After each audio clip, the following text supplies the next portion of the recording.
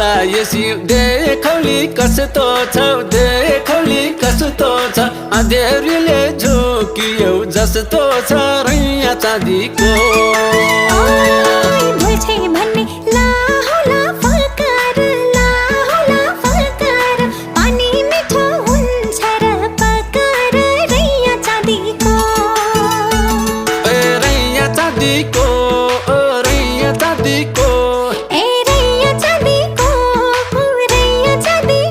म त बागलुङे मैया मादिको